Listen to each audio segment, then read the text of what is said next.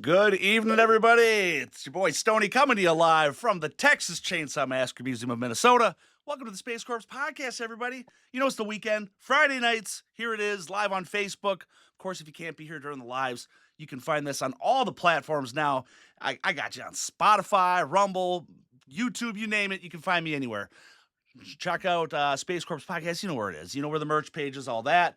The sponsor tonight, of course, always is the Texas Chainsaw Massacre Fan Club, TCMFanclub.com. That's our homie Brett Gill, who's been putting in his heart, his soul, his blood, sweat, tears, just neglecting his family altogether just so he can build this website for everybody to just end all, be all for anything TCM related, including the TCM Fan Forum. An excellent spot to go, and especially kind of for some more older school people that predate the social media, the message boards. It's a nice nostalgic feel. So check that out. Of course, it's free. There's no membership or anything like that. Check it out. It's absolutely amazing. So big shout out to Brett again.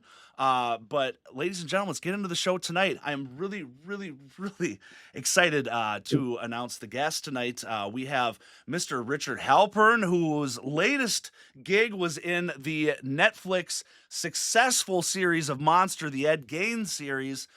He played the cook in the beautiful Texas Chainsaw Massacre recalls in a couple of episodes. Richard, good evening. How are you, man? Good evening, sir. I'm just fine, thanks. It was one episode, and then they did another episode that focused on Texas Chainsaw Massacre in the beginning. So I'm at the end of part 3 in the reenactment of the end of the famous dinner scene. It absolutely famous. It I tell you, it really took, like, I'm a massive TCM fan, of course. This is where it all kind of stems from, but like it really took all the fans by surprise that all of a sudden that was like such an amazing part of it. It just, I mean, you started to realize as you watch the series that, you know, they'd start to do these, you know, forwards, you know, the influence that, you know, the Ed Gein went to. So you go through Psycho and all that, and all of a sudden, oh my God, there's the Texas Chainsaw, and just, we lost it. It was amazing because you guys did such a beautiful job. Unbelievable. So, I mean, for one, thank you for just being a part of that. It's just amazing. Hey, thank you. Thank them, you know, for letting me be in it, you know. And I remember seeing Texas Chainsaw Massacre when I was a kid. Okay. It scared the bejesus out of me. It was so scary. Absolutely. Because it said this film is based on true events. Right. You know, Right. it was so faded and dark, and no music, no, you know, incidental music play, and it's just, it was so real and desolate, and I really felt for those people. Like, they are really stranded. There's nothing to go. So that was my only familiarity with that film, was I had seen it a million years ago. Sure. And it scared me, but I knew Leatherface, I knew some of the characters, and of course with the ensuing films that came out, the most recent one before this, probably Silence of the Lambs. Yeah. Yeah. Where he's trying to make a woman's suit out of a woman. Right. And he's doing his famous, you know, mangina dance. Yeah, there you go. Tuck it and shake it, baby. Right, and he's got a thing on, and it's actually somebody's real scalp. It's a real hair and forehead. So, but yeah, I was just really happy to have been cast in this. My agent sent me up for it, and you know, because of the pandemic, most of the auditions now for actors are with self-tapes, where they send you instructions and a script, you know, a little piece of script to memorize, Sure. and you have to film that yourself and send it in. And if you need someone to read with you, you got to find somebody, you know, to come up. Would you read with me? You know, Yeah. this, and it's just not the same as being in the room with someone to cast you. Well, now they've started doing Zooms. You can request a Zoom like what we Okay. have here. Yeah, Now, let's yeah. say you, Stony, are the casting director, and here we are, and now I can audition. I could say, and you say, all right, take it from here. And I do the thing. Now that what we auditioned with was a dialogue from that scene. Okay. Do you think it's a party? I'm not just a cook. That whole thing was in there. Sure. And then at the end, she said, now laugh about hit her grandpa and hit her, and I'm cackling, doing that. And they said, that's great. That's great. And then a few weeks later, I get a call. I booked it, but I wasn't sure who I was going to be Okay. because they didn't say, this or that or the other thing. They just said, your cast and your character is old man. Now, what does that mean? Grandpa? Yeah, yeah. Old man, but then somebody told me recently that this Drayton Sawyer was referred to as the old man Yeah, in yeah. another version of this or something else. So I had no idea I didn't know who I was until they brought me in for fittings and such. I had no idea.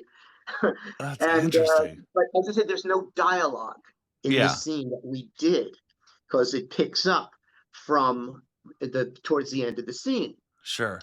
And from there on in, well, of course, we reenacted everything. And I joined the Texas Chainsaw Massacre groups early on. I think we shot this in January. Okay, okay. All But right. I wasn't certain that I was even going to make the cut because somebody told me that Ryan Murphy, who is the producer of all these, he wasn't there on that set that day. Someone said, "Oh, he likes to film and film and film and cut, cut, cut, cut, cut, cut." And a girl was there saying, "Yeah, I was in the Menendez story and I played his Eric's girlfriend, and they cut the whole thing." So I didn't even know. So I didn't want to say Oh, anything because that's yeah. the worst thing in the world. And I have done this where you publicize that I'm gonna be in this movie and it's premiering tonight. It's gonna be, and then I get it. Hi, you got cut from the movie. And he says, I don't say anything until I know I'm gonna be in the thing. Yeah, like nothing's certain. It isn't. I kept hinting at it from my own groups, Sure. my own social media. And then the morning after it premiered, I guess midnight on December 3rd, 12, uh, right away, somebody went ahead and taped it or whatever. I saw in one of the groups, somebody had actually filmed the television Yes, like the old bootlegged. kinescopes, like the kinescope days. Yeah. And there's the scene, and there I am, and it goes, come on, Grandma, come Yeah. on, you know. So I was like, yay! So I started typing, I'm in this thing, don't blink. I had like 7 seconds of small but very, very important, significant Absolutely. dialogue to kind of tie in that film with the Ed Gein Yeah. and his influence on it and the things that horrible crimes that he committed inspired all of this storytelling. And let's tell a story based on this. This is just so incredible that somebody could do this. And then you Right. got Psycho, which was certainly not as, you know. Yeah, yeah. And then, of course, you got the Texas Chainsaw Massacre. And then the only other one I know of is the Silence of the Lambs. But I heard that there are some others, Yeah. which you may know more about that than I would. Yeah, it's wild how that just like, it's like grandfathered in this whole, I mean, legacies of serial killers inspired by that. I mean, It's it's crazy. wild Yeah, and, just the pop culture effect of it too. And, it is. It's all, and Leatherface is the king. That's the one everybody wants to talk to is Leatherface, who yeah. is a very, very nice young man named Brock Foster Powell. Okay. Or I'm going to mess up his name. Please forgive me. Eh, Brock Powell Foster. I think it's Brock Foster Powell. I think, but any three of those combinations, his name's Brock. Okay, very nice guy.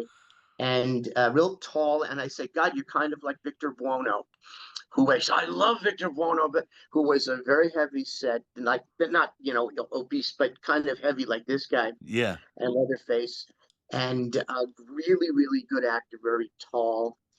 And this gentleman kind of had that vibe to him, and he just got married.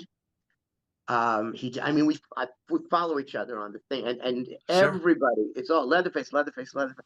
So out of all the people that were reenacted, of course, Leatherface is the one. And Wow. once I did join these fan clubs, these groups, Texas Yeah. Chainsaw, I mean, and I joined a few of them. Hmm. I kept putting it out there that I'm playing this character. I do this character. I do this. Um, and what was I going to say? Oh yeah, I saw everybody doing a cosplay. Everybody's dressing up, Leatherface and the apron and this Hmm. mask and this. And then when I got on that set, and I saw, wow, I mean, it was almost like spot on. Like Yeah. everything was the skeleton hands and the skull and the lamp and this and Leatherface was amazing. And you don't take pictures on these because you're working. It's not like Sure. you're going in. I think it's no, you don't Yeah, I'm even do sure that. NDAs and stuff like that. Well, and it's just you just don't do that. That's Yeah. the actors just don't do that, and they tell the extras. They say, "Please don't." But most of the extras, I was an extra. I mean, I used to have cameos in films. I wasn't an extra. I had a Hey, more to cameo. come, I had right? a cameo. You know what I mean? Yeah. But anyway, so I was thinking to myself, boy, oh boy, wait till I tell these people and the hallway with the red wall, with the stuff on the Yeah. wall, and all of that stuff. And the kitchen, I'm in the kitchen most of the time, jumping up and down.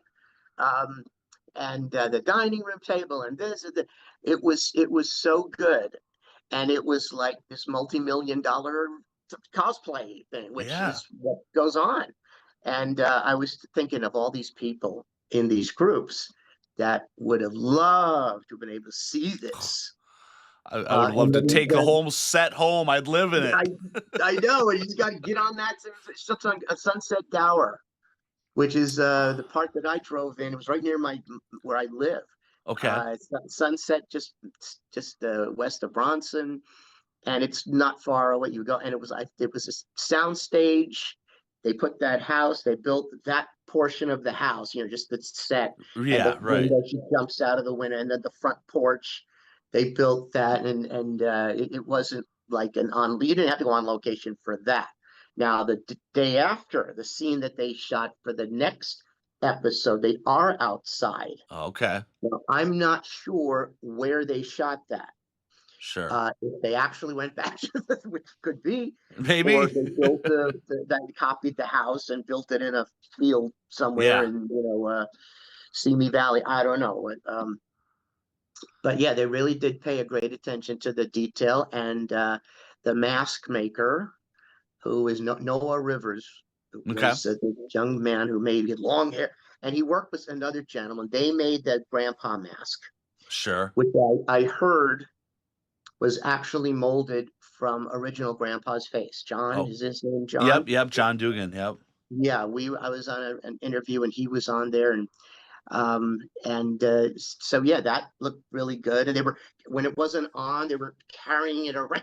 It's like they were carrying it around. We only got one copy. Please be careful. Yeah, it's like serious. It's like don't. And Oh, he made wow. all the other masks and all the other skin things and all that stuff. And speaking of the special effects, in my other life, I portray Austin Powers. I saw some And I go, pictures. did you see me as Austin? Did you? That's Right. awesome. I go around the country, around the world, at parties, events, special trade shows, all kinds Really? of really. And I'm going to Excellent. Arizona for New Year's Eve for something. So I do a bunch of that stuff. And the person who made my teeth Yeah. Yeah. was Gary Archer, Okay. who is the top tooth person in Nice. the business. Okay. And he made all the Austin Powers teeth. for all three movies. He Wow. made mine, so go big or go home. Hey, absolutely. He did them for Blade. He did Fangs for both versions of Interview with the Vampire, the movie and the Wow. series before. And he just did something for Stranger Things. And I'm not sure what he did, but somebody was talking and kind of shouted him out. I said to Gary and I said to this Noah Rivers, I sent them each other's thing. I said, if you don't know each other, Yeah. you should. And Gary said, hey, thanks for the connection on that. Because look, every aspect of the special effects Yeah. world is connected in some way. You've got the prosthetics, you got the contact lenses, you've got the teeth, the hair, the costumes, the blood, all of this stuff comes into play. Now, what puts Gary Archer apart, besides being a genius technician of what he does, is he is an actual dental technician. He runs a dental lab where they do the dentures, they do the partials and stuff. So he is not just a special effects, but he is an actual dental Yeah. person. He's got And the actual craft to it. he does. Wow. That's He so does. interesting. I know, and like I said, he's been doing this for some time. And if you go to his lab, you see boxes and all different stars names. This one, this one, this one, all the teeth that he made, and Wow. and couple of years ago, we did something at IMATS, which was it's a trade show for makeup and costumes and masks and stuff. And they invited him to set up a little, like a museum. It was a big table Okay. with Yeah. Yep.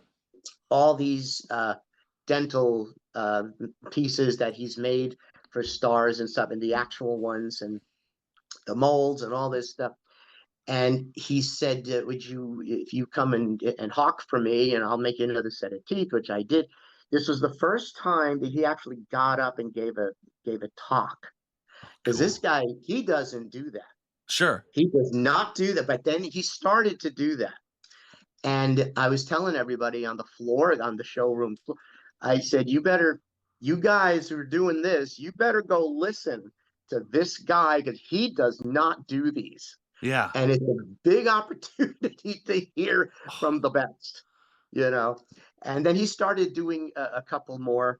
I was able to see him at the makeup school, which is on Wilshire and Western in the Wiltern building.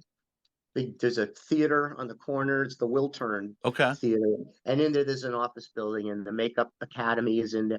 So I went to hear him speak, and he got a lot of good questions from these people studying to be makeup artists. And it's just great. It's great knowing him. It's great having him in my corner. It's great to be able to send stuff his way. Yeah. And as I said, the special effects on this were great. And of course, when you see the whole thing, you see more great special effects. And they're getting better and better with each passing day. They're making corpses and they look like real people. Yeah. Have you seen that? They show a dead body Yeah. and it's not a person laying there asleep. It's a doll. Yep. Right. And it has a wiener. Shout out to wieners. All right. And boobies. It's everything is there. Yeah. It's like I can't believe this. And they show them making them and moving them around, and it's like they're carrying a corpse Right. somewhere, and it just looks so real. They are really, really getting it. And the fat prosthetics, like you saw the whale with Brendan Fraser. Yep. Yeah. Well, that was the best overweight prosthetics I've ever seen. Sure. And it looked the only thing they missed is skin tags. That a person like that would have a bunch of the skin tags because that's like they're diabetic, they're this. So he was just perfectly he had this perfect body. Yeah, sure. But I'll tell you, it was so good. And I think they won for special effects, and it was deserved. He won, he was marvelous. Yeah.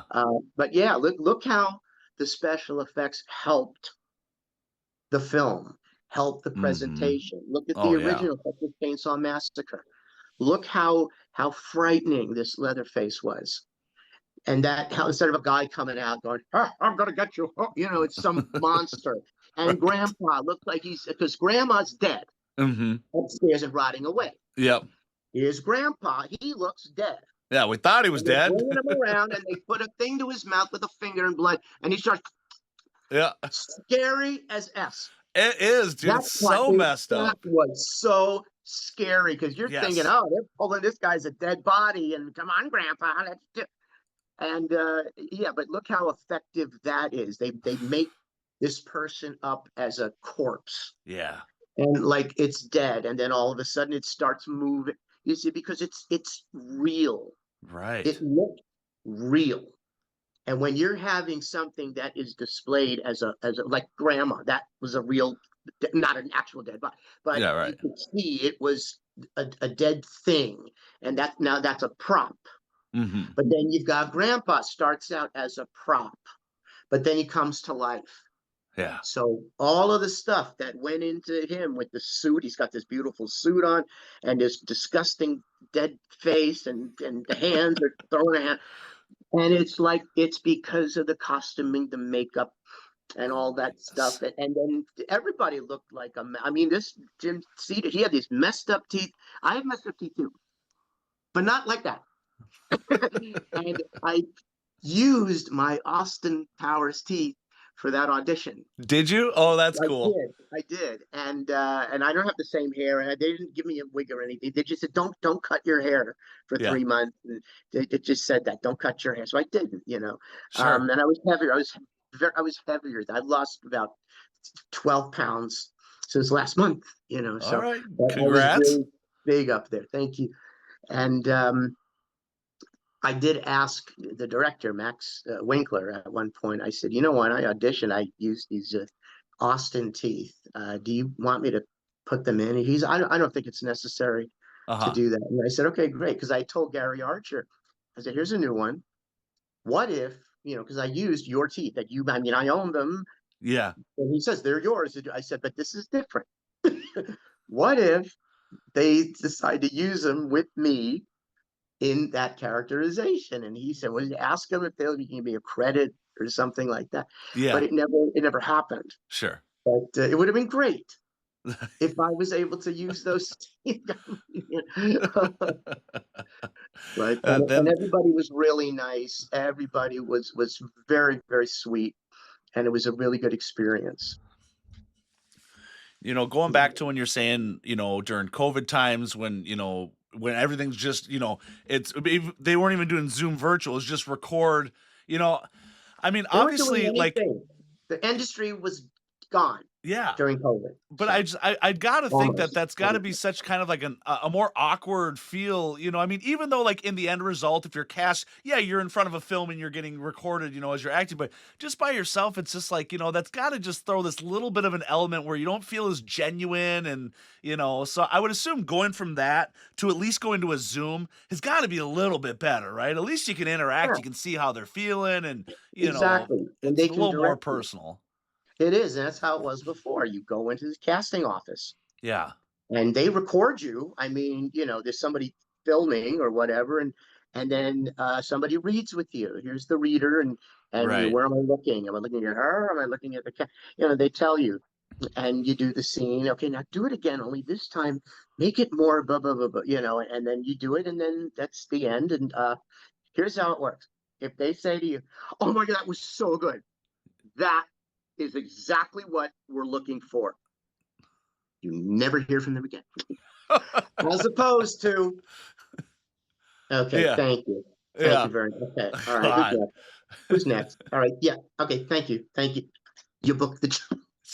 That's not always true now. You But know, because these people were great, and what and it what was like a a lot of roller fun. coaster ride that's got to be up until, like you said, nothing's certain until you literally see it on the streaming on Netflix. Okay, That's it. there it is. I You mean, have to, yeah. I've heard of people too that you were in a movie. Okay, now you go to the premiere and you brought friends. You build this up. Hey, come watch me. And then the movie goes. You go. They cut me and they don't tell me. Like, That how happened to me. heartbreaking. There was an independent film that I filmed one day on.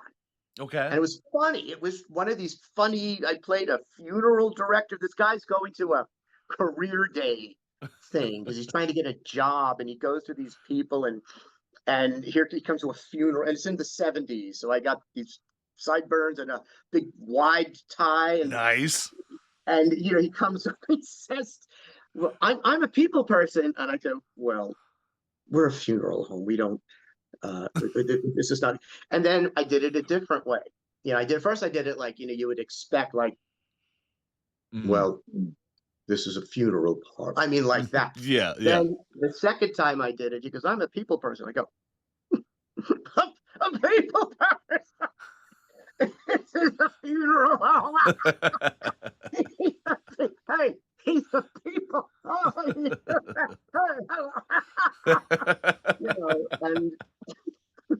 And I am promoting it all over the place. It opened at some such and such international film festival. Sure, yeah.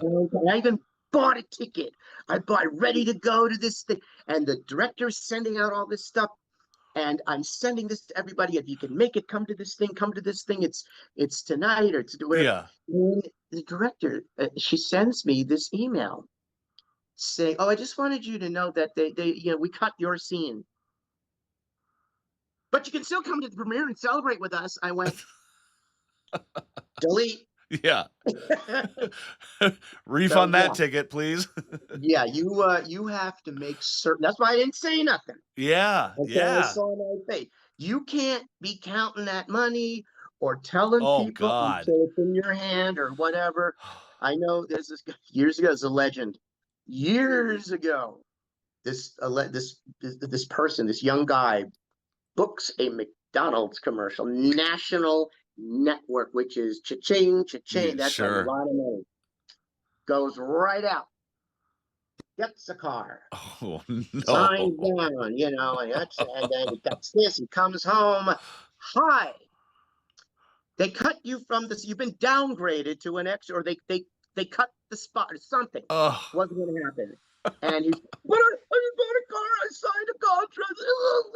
You just don't do nothing till it comes in. That's so I got paid for the day, and I'm waiting for the residuals if and when. Sure. It's good. But you see, I didn't say nothing. I didn't say anything until I saw. I hinted around to what might be. Yeah. And then people were like, "What? What? Oh my God, are you?" And then when I found it really happened, then I was telling everybody, just trying to milk it. Oh yeah, no, and that's great. I mean, that's where I found you was on the TCM groups, and hey, just introduce myself. I'm like, no shit, like it was so cool.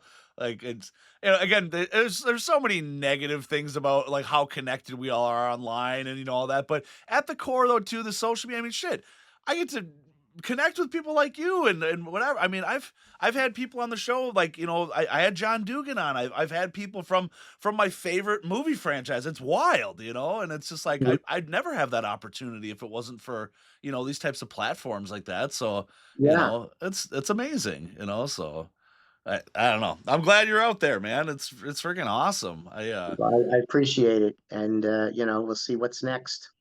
Yeah. Are you on anything right now that you're starting to prep for or working on, or? Well, I'm on right now, as I say. The other life is Austin Powers impersonator, lookalike, tribute artist, whatever. And I just found out I'm also considered cosplay, even though it's a profession. Yeah. I asked a bunch of people that were doing cosplay, and I said, "Now let me ask you. I do this for a living. Am I still considered cosplay?" And they said yes. Sure. So I do the cosplay episode. I have something tomorrow night. We're in the holiday season now. Yeah. So sometimes it kicks in really, but all year you just never know where the work comes from. Sure. So I have something tomorrow. It's this big, talk about NDA. It's this big event, and there's 1 million people they hired and all this, and that's going to be tomorrow night. And then my alternate version of the character, it's the same character because it's holiday, is Santa Claustin. Yes, I love that. Santa Claustin, come sit on my lap and tell me what I want for Christmas. So I do shout outs like happy Excellent. That's so birthday cool. and happy anniversary and congratulations. I do all these shout outs through Instagram. And of course, the Okay. holiday ones have started, and I do them as us as Santa Claus. That's So so next funny. week there's a holiday party, and I'm going as Santa Claus to Okay. that party. And then New Year's Eve, I'm in Arizona. I was in Arizona last year for another venue, and it's not far from that venue where I'll be this time. I called those guys and I said, "Hey, guess what? I'm back in Arizona near you." And so and then we'll see what I'm already getting inquiries for next year, but those are still up in the air. But yeah, a lot of people come to me with these shout outs, and they go on to my Instagram, which is very easy, Austin Powers Impersonator. All right. All one word, Perfect. Austin Powers Impersonator. You can send me a message and say, I'd like to have a holiday greeting for my friend, or I want to do this. And then, of course, normally it's like a birthday, I do this. Or if you're people having a live event, want Yeah. me to come to parties and stuff, whether it's here, out of state, or whatever, they can reach me there also. Or if you just go on Google and Google Austin Powers impersonator, I come right up. That's so cool. Have you ever considered like convention appearances, like either under that or even just kind of exploring with now with this, Netflix? Well, yeah, I did. Somebody said you should be doing the appearances as part of this movie. Yeah. And I tried to reach out to people that I know that do these things, Sure. and nobody answered me back. And then Okay. people within these groups Yeah. answered me and said, you should talk to so and so and so and so and so. So I reached out, and nothing really came of it. But speaking of going in like a professional uh, aspect of a convention, like Yeah. a guest, as opposed to someone who is just attending, Yeah. I did think about maybe having a panel or being a guest to talk about, Austin Powers, how when cosplay becomes a living, and what did you have to do to get into that? Where did you start? It starts with Sure. Halloween, then it becomes this, uh, and just talk about the entire process of how that built and got to be where people want to hire you and this. So I've always thought, I don't know who's listening right now, if you with Comic Con or WonderCon or whatever, putting Right. these things together. If you want to have a really good a panel with an A-list lookalike or whatever, Mm-hmm. or group of us or something like that, reach out. You know where to get me. You call through Stony or That's through it. Instagram, Austin Powers impersonator. I would love to do something like that, or even for something Texas Chainsaw Massacre. Yeah. They should bring Brock. They should bring me. They should bring the Yes. hitchhiker. The whole little group. Right. And and there was even a Toby Hooper. There was, and he looked That, amazing too. well, that was the next night, but there Okay. was one in ours that you just see the back of his head. Yeah. Yeah. We saw all of them, and it was like this young guy as Toby Hooper, and then I saw the show, and oh, that's not the guy we, Oh, that's but funny. yeah, there's people that did the mask person could come up and grandpa, Yes. whoever, all these people could give like a little panel and stuff like that. I'd like to do it. If anybody thinks that I would generate something like that, I would do. And I've had some people ask for autographs and stuff, and I sent a couple of them out. Cool. And I this was great. I'm very excited about this, and I did some more research on the film, the original film. I watched it again. Mm-hmm. It's not a long movie. No, no, It, it's it, not. it is not a long movie. It's a rather short film. It's not this big giant thing. It does not go on and on. Right. I was surprised by that. Um, but yeah, if there's some sort of a convention or you Monster Palooza, those are the big ones. I don't know how Yeah. I would, Right. but that's you guys would know that more than I. I go to the Dark Shadows conventions because, and that being, we must know what Dark Shadows is. The soap opera from the '60s, all about Barnabas Collins and vampires and kind of groundbreaking for a Sure. daytime soap opera. Well, that's been going on now there's been a fan presence and festivals and conventions, and I've been the MC Oh, cool. forever. And now they're just thinking of starting it up again for 26, because that's the 2026 is the 60th anniversary of the show, which it started in 1966. And so they're putting that together, and hopefully I'll get to be the MC again. Nice. And I'm I'm sure you will. assuming, well, let's that would, um, like I said, I'm not saying nothing until it's real, Yeah. But it probably would be at the Burbank Marriott, only because all the other California festivals Hmm. have been there. Sure. But Okay. they could be wrong. They could Yeah. be putting it somewhere else. They could be put, you know. So we'll see. But yeah, as far now that group, I know all about those people, and a lot of them do go to different horror cons all over the country throughout the year. Sure. So that I know. But we'll see. Like I said, if somebody out there says, I know who you can call right now, and they Yeah. would love you, and they'll book you right now, please reach out. Let's see if I can do it. I would love to Yeah. do it. So, I mean, this is the right kind of this is the right vein to be in here because it's, it's really I mean, just now that I know so much about all this, I mean, you have your big massive conventions, right?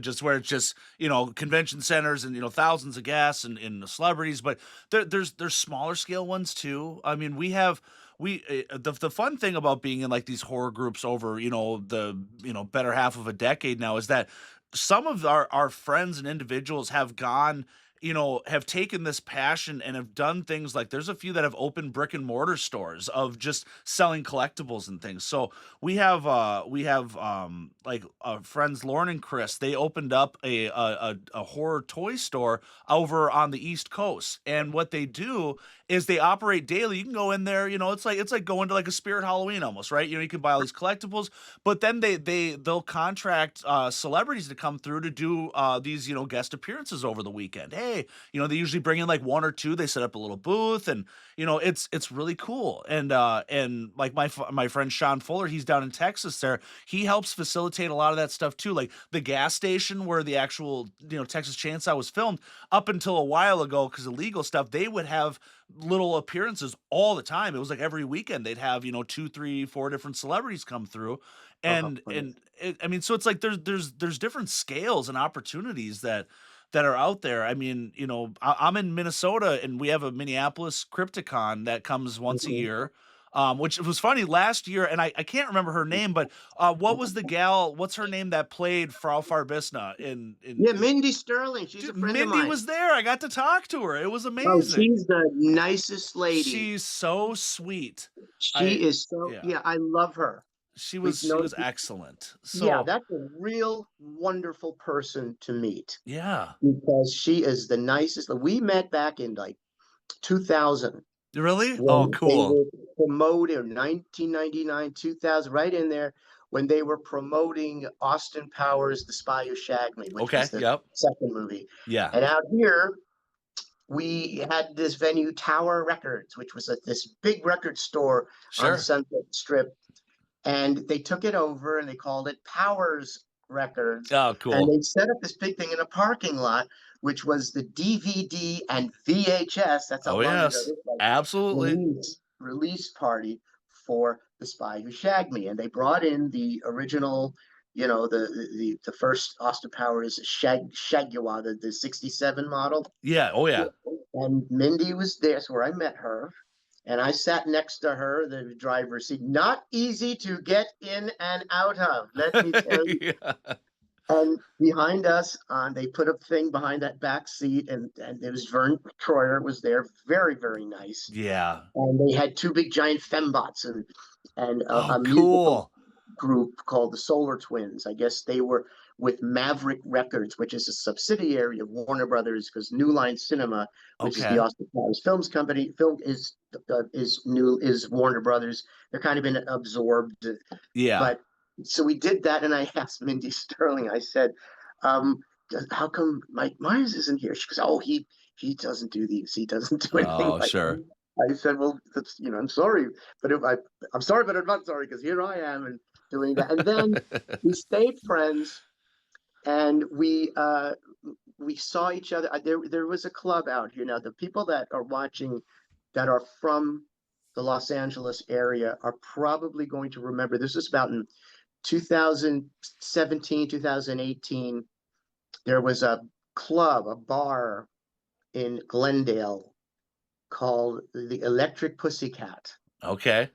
which was an Austin Powers themed bar and club. And they decorated this place like the shag pad, the swing. Cool. That's And cool. I was there I think it was Friday and Saturday, or Saturday and Sunday. I came in from like 9 to midnight, and every hour I'd get up and do my stuff, BBC and Yeah. Daddy Wasn't There and some other like Yes. stuff. And they had two parties for New Line Cinema there, because the general manager, who was a really great guy, he was the visionary. He knew a lot of these people. He knew Seth Green. He knew this one. He knew that one. Yeah. So they had a New Line reunion party, and Bob Shea was there, who was that he founded New Line. I got to meet him. I got to see Mindy Sterling again. I got Seth Green. I had met Seth Green a couple of times. Sure. Very nice, very nice. And some of the people that I had worked with when I was promoting the film, I used to give out a 3-pack of the DVDs, Okay. and I used to buy them from the movie company. They were like Sure. $10 each, and I'd buy like 10 or 5. So a new man came in. His name is Mike Skelton, who he's now. I found him again on Facebook, but I saw him again that night. I had never seen him in person. He back in the day said, "Richard, I'm going to tear up your check." I go, "Why?" He says, "Because you are a walking sandwich board for this. You're keeping the franchise alive. I'm just going to send you." And he did. He was so nice. And it took me decades to finally meet him. Yeah. And I did. And so we're friends now on that. Oh, that's And then, cool. isn't that nice? And then they had another New Line party with, what was her name? Isn't that funny? I can't think of this lady's name. I'll think of it as soon as we Yeah. hang up. No I'll worries. think of it. She was one of the producers, and she had a Okay. small little birthday gathering. So Seth Green was there, his girlfriend was there, Mindy was there with her son, Jay Roach, who I've seen, we've been together many. I mean, we've been on things, and Susanna Hoffs, who's his wife, and I'm trying to think who. Oh yeah, not John Lyons, Eric McLeod, who was one of the producers. He was there, and I don't know who else it was. And I can't think of the name of this lady, and Sure. I'm gonna kill myself.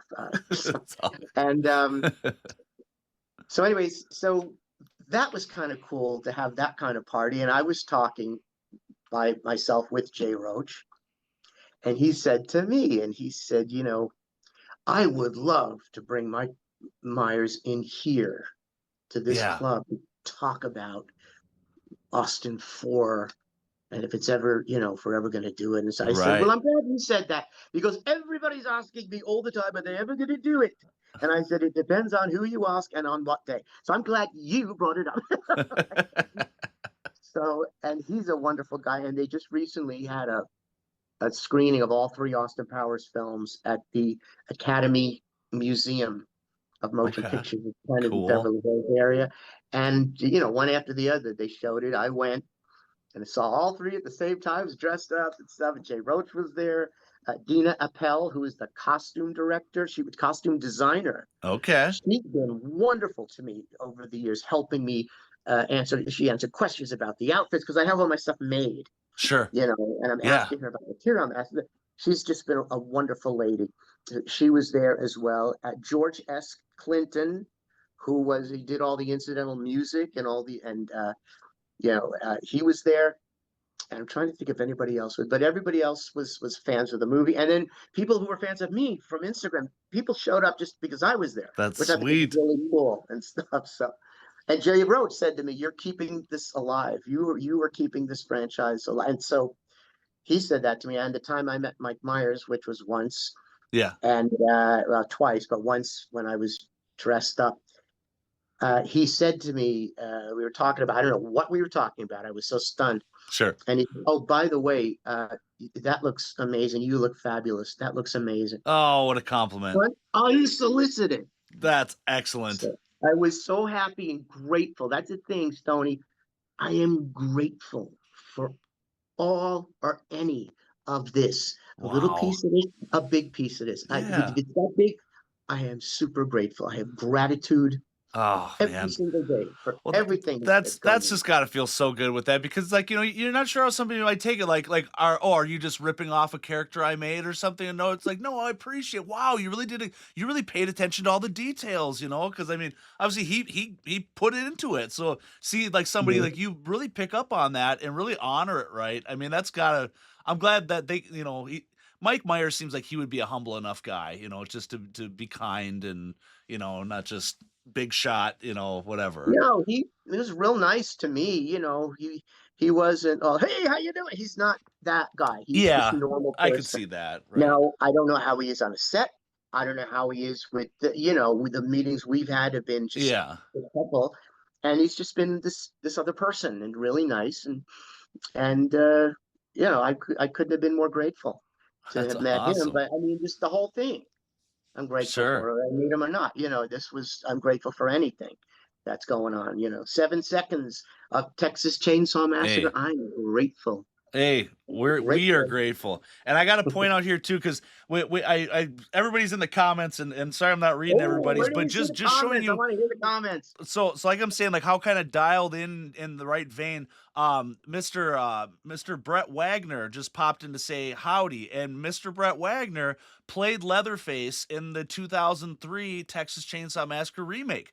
He was Wow. the first Leatherface out of the two that acted in there. He's credited with the first kill. He's the guy that he got the Kemper kill with the sledgehammer. Brett is an amazing guy. I've actually had him on the show before. He's a good friend, but he is deep into the conventions. I mean, that guy travels nonstop. So, like I said, I mean, just the networking of people that I can get you in touch with, and just we'd love to see you out in these places. I mean, for me as a collector, when they come to town, I'm pulling the best of my stuff and I'm bringing in. I want my thing signed. I have an old antique chainsaw. It's not a screen like chainsaw. It's not a pollen, but it's this massive old 50s chainsaw that has about 20 something autographs from all the Texas Chainsaw Massacre movies. Oh It's man. my Okay, I absolute hear you. just baby, my grail piece.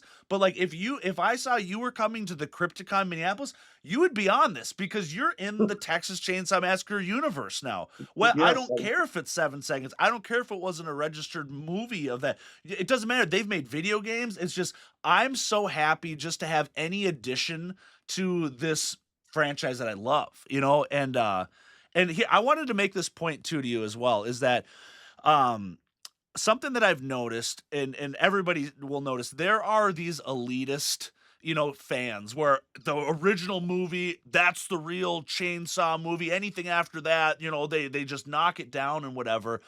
And here's what I've noticed is that you guys in this show have a different form of street cred because you didn't come out and remake the movie. If you did, you would be under a microscope and scrutinized. But you guys did this ode to the movie, and for some reason that melted away any criticism and everybody came together and we were just so happy to see it, and not because it was done so beautifully, and like you say, just the $1 million set that they put together just for that part of it. I mean, Mhm. it stole all of our hearts and we absolutely loved it. Oh, And that I is so really great. think you would be successful if you did do some convention appearances. People would come up to the booth and see you. They'd want to I come would see you. love it. I would love that. No, hey, let me just put me with somebody who, I would love to do it. So anybody Yeah. out there, Brett, if you're out there, Yeah. Big let me know. swag. We got to let you know. If you Let us know think next time you're cruising through that would be California. swell. Yeah, Yeah, like even so, Andrew Bernarski, he was the other guy that played Leatherface in the '03. He's up in California. He's up somewhere north up there, kind of up in the mountain area. But he's a wild man too. But I mean, there's stuff going on everywhere. Sounds good. I'm very optimistic for you. I think it's an excellent thing. And I mean, hey, a little side revenue gig, why not? I mean, Yeah, I love it. Listen, I think it'd be really good, especially the ones that are coming up this year. That the bigger ones, I'm sure they should certainly do something about yeah, this monster, because that's very horror yeah, as opposed to, yeah, all of them are based on true people and yeah, stuff, but this one, because it inspired so many movies, yeah. This was puts it way more into a popular. horror Yeah, movie category as opposed to Dahmer or right. Menendez, where they were real people. Yeah. But I don't see. Maybe they go to conventions. I don't know. Maybe there is a American Horror Story convention. That'd be. I'd go. Yeah. No, there's so much of it out there, and it's fun to Mhm. see that it blends too. It might be a standard Comic Con, but then you'll see horror movie guests blending in there. I've been to like anime conventions, and all of a sudden there's R.A. who played Leatherface in the '03 movie. You go, he's here. Okay, great. It's great. It's fun. But yeah, just the fact that the producers for that series, were the American Horror Story guys. I mean, that was so fun to hear because it's just, I mean, when you watch it, it's by them. It's their, they've got their feel. It's a very unique, way that they do things, Mhm. and yeah, it's just absolutely excellent. I'm glad it's so successful because now we're gonna see even more come out. But I think this is gonna be a tough one to beat. There's something about this. I just think every element of it was so right. I mean, Charlie did such a great job too on it, and Well, and with his name, I mean, it just really drew in that too. But yeah, I mean, God, what a thing to be a part of. I'm really yeah, happy for you. It's it just was so cool. fun. And he kind of looked like the guy. I mean, I knew his name, but I couldn't really place him. But Yeah. they showed me a picture of them side by side because I Mhm. knew what Ed Gein looked like. Yeah. And then I said, man, he looks like him. I said, Right. you'd make him up. I mean, obviously, and I'm Yeah. sure this is Yeah. nowhere near the truth for Ed Gein. I thought, well, that's a little bit of an embellishment. Now, I want to tell you, Yeah. for everyone listening and Yes. for you, Yeah. my favorite line in the entire series was, and these sinful cold cuts. Yes. Yes. It's so funny. I saw somebody, whatever. It's probably some Chinese knockoff, whatever. But online, I'm scrolling through my advertisements, they've got ugly Christmas sweaters of him, and it's got that sinful cold cuts like slaying on there. I'm like, I almost bought it. I'm like, how amazing. Oh, I want that today, I'll have to try to tomorrow. find it. I'll have to send you a picture of it. It was so awesome. Sinful cold. So Jonathan Watkins, who's watching, he says that Richard, in my opinion, did the best Drayton Sawyer for this Netflix series. So Oh, that's a diehard fan giving you some real props there. thank you very, very much. It was I yeah, mean like I that. say, it's and I don't want to just sit here and just give you all the praise in the world and make you feel weird, but dude, you did a great job. It was so that. freaking cool. That's very kind to hear, and you get the validation from Yeah. the people who Yep. know. Well, and we know the Is internet. it They'll tear you your apart. If you did bad, they're gonna let you know. There's Yeah, but I'm saying the relentless. people that know the Yeah. material. Yep. Now you said something to me about Dark Shadows, and I say, oh, they made this movie, this remake. Well, this was good. This wasn't so good. This was good. They made the Laurel and Hardy movie, Uh-huh. which I thought was fantastic. I mean, the guy who played Laurel, that's the tough role. Okay. Is Stan Laurel. Oliver Hardy is tough as well, but that's more, over the top. And there were people saying, "Well, his hat was wrong, and this was they never said Yeah. this. They never." But you see, that's what I'm saying. Yeah. The people that know all of that stuff, Yeah. you guys are the Yep. one who know this movie, this original movie, this Right. material, even like you said, the universe. I'm Mm-hmm. into Dark Shadows. I wasn't a fan of the Johnny Depp movie, but it is part of the Yeah. Dark Shadows universe. Exactly. Yep. Just the television show they did In 1991, they did a remake that is part of the universe, and they even had a pilot, which they never showed, which we Okay. got to see. But Cool. all of that stuff is part of the thing, whether you like it, hate it, whatever. It is part of that universe and has to be acknowledged. Yes. Yeah. So you're right. Absolutely. God, that's so cool. So did you get to keep anything? Like, did you get to keep your costume? Did you get to There was keep, you know? no, it was this shirt and these big pants. There was Yeah. nothing. No, sometimes when you work on these sets, though, they do go out and buy like really nice, like if you're in a commercial or something, Yeah. and you're allowed to buy it for like 50% of what they paid for it. Okay. And I do Sure. remember getting a couple of things back in the day and some shoes and oh, I forgot to tell you about the commercial. That's the other place where Mindy Sterling and I, what we have in common. Oh, okay. We both had our lives saved in December of 2019. Okay. Okay. It's December 16th, 2019. So COVID was just around the corner. Yeah. We made a commercial that fell right into my lap for Single Care. Okay. And it was the one with Martin Sheen. He goes, "This is larceny. How can you pay so much for drugs?" It's that. Yeah. And then Yes. Yeah. I'm the guy who comes up and says, "Are you talking about the Single Care app?" So that's me All in right. that. And when I Cool. was done shooting that, I'm leaving. I'm ready to go. And in the makeup is Mindy Sterling with Oh, curlers. cool. And I said, "No way. No way." She goes, "Richard, oh my God." So you're you in this? You got the hair dryer lady and the two ladies. So she says, "Single Care Martin." That's her line and stuff. Yeah.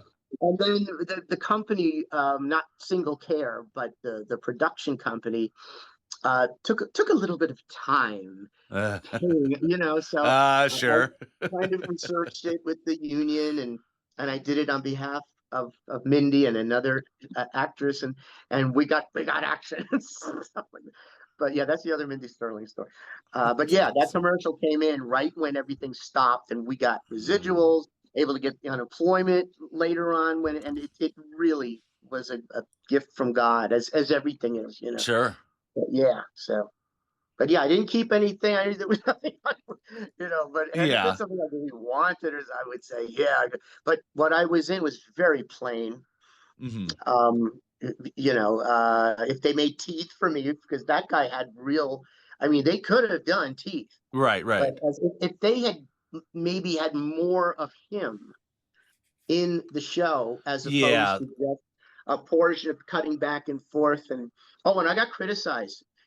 They said, and he never clapped. I said, "Well, he did clap. He was this." That's Yeah. how so I screwed it up. Yes, but he did clap. He did clap. All right, so I stand corrected. But yeah, they had made teeth or something. I would have wanted those, which they would have been custom made. So I would have. Yeah. But yeah, for what we did, I didn't have any. If they made a wig, I would have taken that. Give me that wig, man. Come Sure. on, put it right on. That'd be Uh, my going out wig on the weekends Oh now. yeah, with the greasy hair and the yeah. Eh. But That's no, I didn't keep anything this time because it wasn't anything to keep it. Yeah. yeah. No, and I figure, and I ask that sometimes too, and I just go, put yourself in your shoes on the setting, like you say, you're being respectful enough not just to take pictures. Oh, you think you're just gonna loot something and just take, well, I guess I'm done with that. I'm taking, the everything I Oh, you used in can't this. It's now. like it's not yours and Well, they whatever. don't. Oh, you don't want to get that far. Yeah. Oh, you don't even get that far because there's prop people. Oh, okay. There is watching everything because there's the Sure. prop people and the continuity people. The Okay. continuity people are the ones that have to keep everything in, don't move a thing, because they have Oh. to go back the next day Oh and pick yeah, up yeah, yeah. where they left off. And that's why you see a sign sometimes, a rope, it says hot set. Okay. If you ever see that, that's what that means. Is don't go near this. Is like crime scene. Don't touch it. But that's what that means. That's the continuity. And the script supervisor is the person that reads the script word by word, follows along.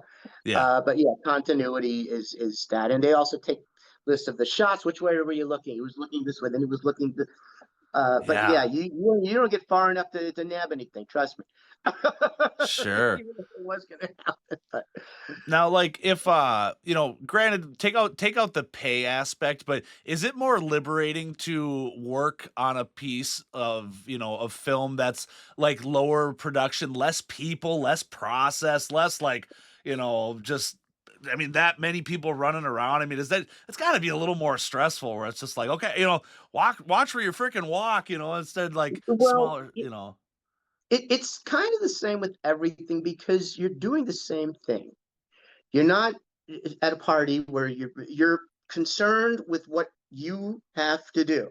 Okay. And I can't remember lines. I have to sit there and so I am in a constant state of, as opposed to, hey, what's going on, man? Hey, hey. Yeah. You don't do that. Sure. So whether it's a bunch of people doing it or whether it's just a few people, like tomorrow night, there's a bunch of people, Yeah. but I don't have to memorize anything.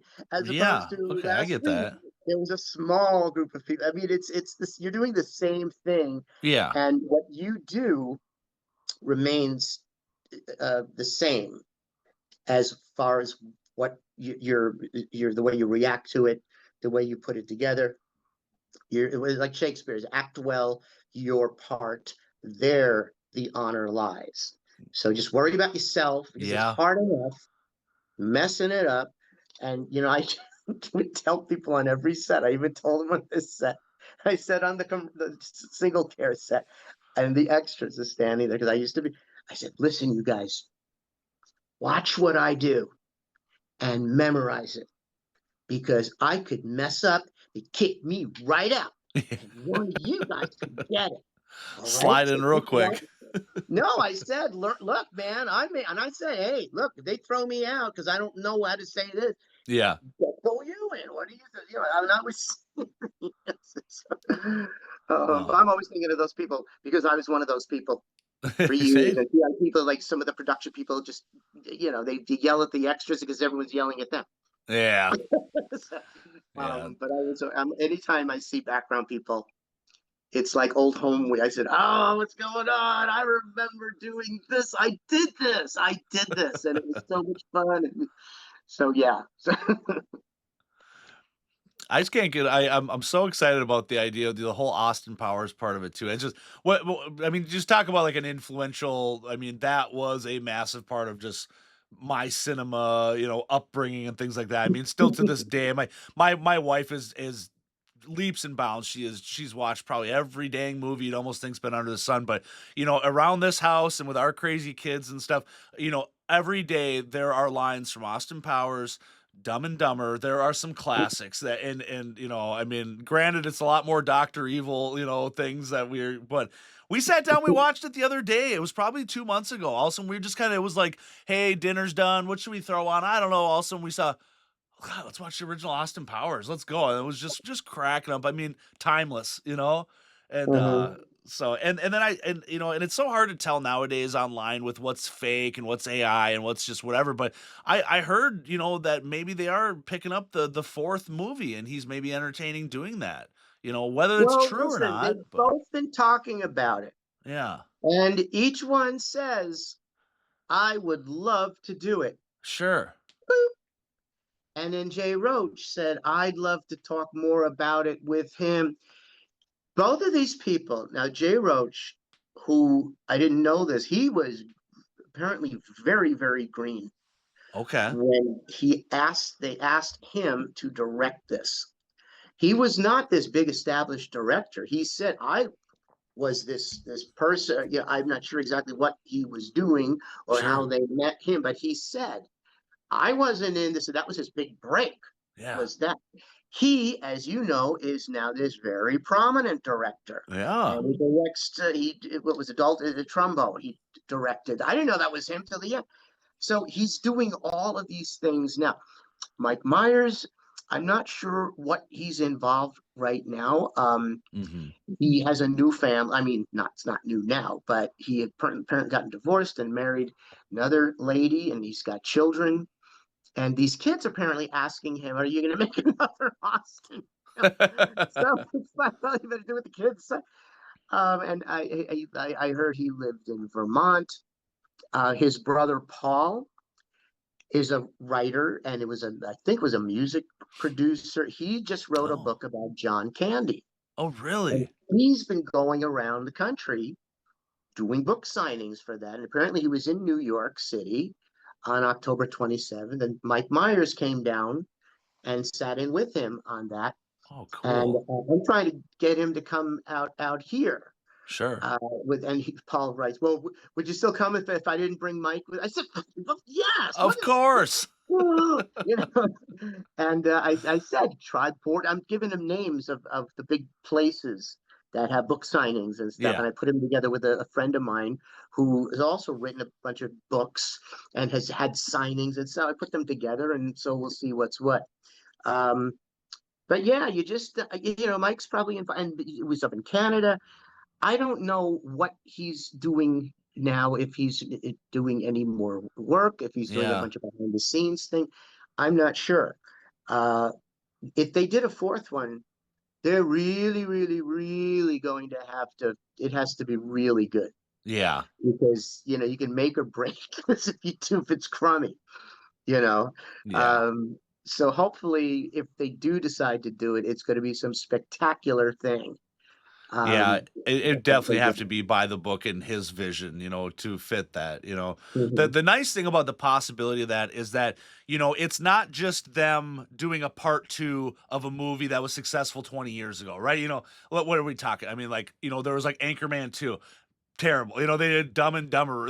All those part 2s where you're like, it's just a cash grab, right? And then Right. and then it's just the movie didn't stand up to it and it was just awful. Like that I don't like those. But this though, I mean, because this would be the fourth installment. I think, it's rightfully so. And as long as it's got, him, and you bring I'm sure Will Ferrell would come out of the woodwork and, and whoever else you could get, but yeah, it'd be awesome to see, man. I think I would love to see it. And I told Dina Appel, I said, if this goes, I'm going with you when you go shopping because I want to get the same material you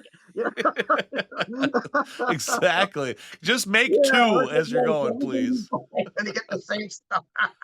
So, So how extensive is the collection then that you have for his, do you got oh, multiple different outfits or is it all I just the listen. blue crushed I don't. velvet? I have a bunch of the swag. I have those toys and that stuff. That's all that I have really. I don't have anything extremely valuable. Sure. Um, I'm just trying to think. What do I have that's kind of like rare? Sure. And I Don't guess I have. meant more so like just the wardrobe. Do you have multiple outfits Oh, and oh, I things, see what you're for saying. him? I'm sorry. No, Yeah, that's I've got okay. the blue velvet, and I Yeah. have the red velvet. Now that I Yeah. can, and then I have a purplish one, which is kind of like the suit he wears in the opening of Goldmember. Uh-huh. It looks purple from far away, but you get up close to it, it's actually red and blue stripes. Ah. And they look close together, it's red and blue. Far away, it looks purple. Yeah. So I have a suit like that that looks similar enough. I have two pairs of Beetle boots Nice. that were made Excellent. from in Liverpool. This guy, Mark from Beatwear 60s UK. Okay. And all the Beatle tribute bands get the boots and the Nehru suits from this man That's in cool. Liverpool. He's the nicest man. So I have that. What else do I have? The shirt I have is it was fashioned by Ardo at Yeah. Venice Custom Shirts, who did the shirts for Austin Powers. Sure. But I didn't have a whole shirt made because it would have cost $1 million. Okay. Puffy sleeves, and we talked about this. He says all you need is a good quality cotton shirt, not polyester, not Okay. blend, Yeah. cotton. And then it has to have a collar, that's it doesn't go like this, it has to go like this. Something he told me. So I bought like two of those shirts Mhm. and he cuts off the cuts the cuff off, Yeah. and he cuts off the cuff, and then he puts on the ruffled cuffs, the sleeves, just here, and the collar, and the what's known as the frilly lace collar. It's called a jabot. But if you Ooh, said I like including it. jabot, no one's going to know what that is. So a frilly lace collar is Yeah. what. So he puts that on. So I got like I've had to go about 2 or 3 different, as I've gone up and then gone back down. Yeah. So he made those shirts, and the and of course Gary made the teeth. The Yeah. hair was custom made. The glasses are exactly the same kind Nice. from the movie, and the Holy Grail Yeah. was the necklace. Yep. Yep. The Holy Grail was that little symbol. That's beautiful. Good And do we luck. have authentic Swedish made penis enlarger as well? No, For that's prop totally use only, not my everybody. Just bag. prop use only. Someone's playing a prank. It's something in my bag, man. Oh my No, god. it's not So mine. funny. No, it's not mine. What's it? It's not honestly. It's not mine. But they did make a Oh toy one, and it's about like that big. So hey, man. but I have a friend, Alex Kamarov. He is the biggest Austin Powers collector in the world. Okay. And he's got the real costumes. He Really? goes to the office. He's got that purple suit. Oh He's man. got one of the blue velvet suits. Yeah. They made multiples. You have to make multiples of these suits and stuff. Oh, He's got all these props. He's got all of these. He's got the gold members, the key. My pinky was the yeah, yeah, yeah. key. Oh, He's got the key. He's got the ring, a couple of the Dr. Evil rings. He does have a pair of the glasses. That's how I knew they were real. He asked me.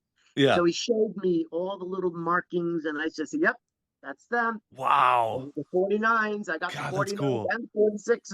So yeah, this guy's got it all, and I think he's on YouTube, but he's always a guest, and he's really good friends with Dina Cool. up here, and he was of course, with us at that screening, which you can see some pictures of and video of on my page. You scroll down on the Austin Powers page, you'll see all that stuff, Amazing.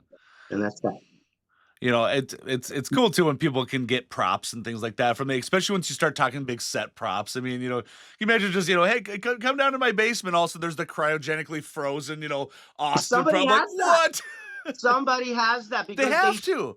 I mean, they showed all those props. We did a thing at Dodger Stadium 2 years in a row okay. through Kiss FM, and they put all the meet and greet stuff in the parking lot behind the big stadium where there's a stage and stuff. Yeah. And somebody had the egg Yeah.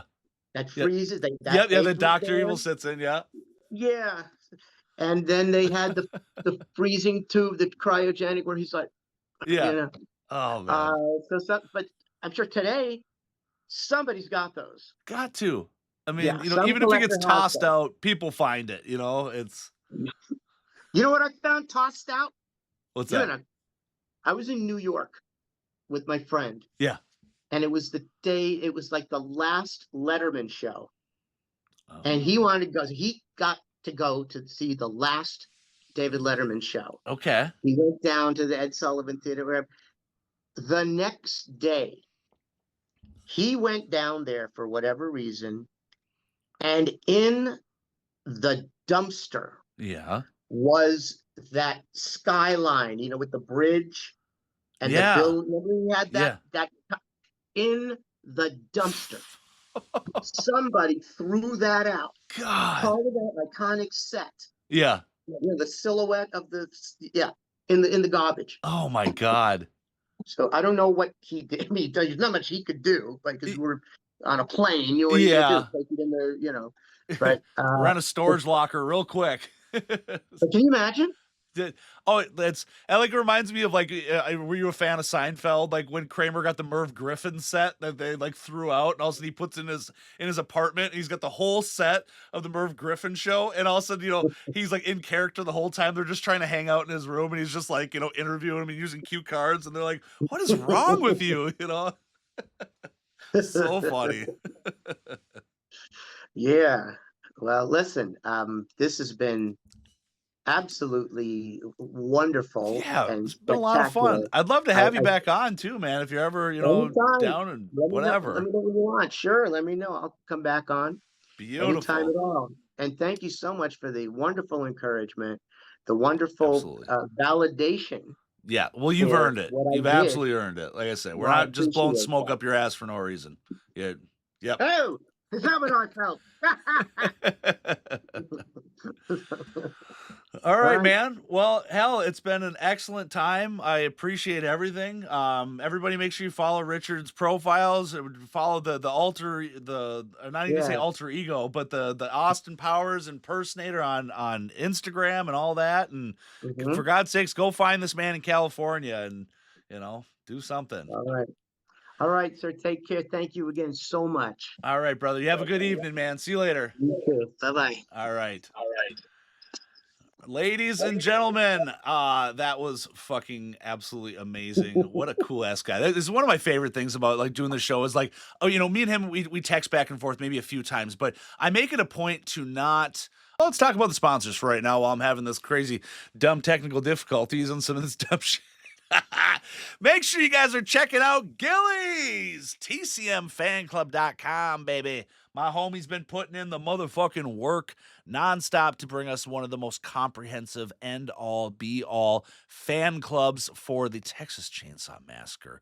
Not only are you going to find every single damn thing you've ever wanted in the world, but make sure you join the forum, man. Get in on there. It's a great community of people. Again, it's completely free. It doesn't cost you nothing, baby. So, ladies and gentlemen, this is about it for the end of the show. I will be back on maybe next weekend. Who fucking knows? We'll find out.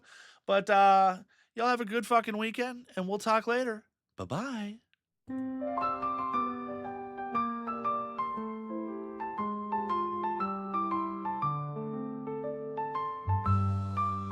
In the vast expanse where the cosmos sighs, drifts an ancient tale as old as the skies. A figure from stories now mythified, Space Corpse goes orbiting by. He once roamed planets, far and wide, but now he floats where the starships fly. No more breath in his chest, yet can't be denied the space cadet who died. Oh, oh, Space Corpse, in the void you glide, a spectral waltz in the galaxy's tide, floating free like a cosmic guide. Space Corpse goes orbiting by. Galaxies turn while he haunts with pride. No anchor to worlds, just space to bide. Gliding through stardust, no need to hide. This wanderer who never cried. In weightless silence where time collides, he drifts in dreams so amplified. Mysterious tales on mystic rides. Space Corpse haunts so dignified. Oh, oh, Space Corpse, in the void you glide, a spectral waltz in the galaxy's tide, floating free like a cosmic guide. Space Corpse goes orbiting by.